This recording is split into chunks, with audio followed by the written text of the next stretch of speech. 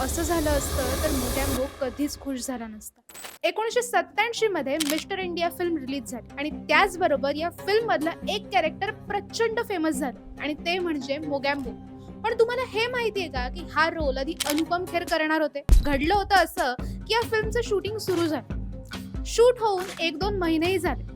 पण डिरेक्टर शेखर कपूर यांना असं वाटलं की अनुपम खेर यांचा मोगॅम्बो हा विलन पेक्षा जास्त पॉलिटिकल फिगर आणि सॉफ्ट वाटतोय. आणि मग इथेच झाला एक मोठा निर्णय. अनुपम खेर यांना हटवलं गेलं आणि मोगॅम्बो खुश हुआ म्हणत इतिहास घडवायला अमरीश पुरी यांची एंट्री झाली. अनुपम खेर यांनी त्यांच्या एका लेटेस्ट इंटरव्ह्यू मध्ये सांगितलंय सुद्धा. हा निर्णय झाल्यानंतर ते दुखावले गेले होते. त्यांना जेलसही वाटलं होतं. पण नंतर ते स्वतःच कबूल करतात की त्यांची जागा योग्य माणसाने घेतली.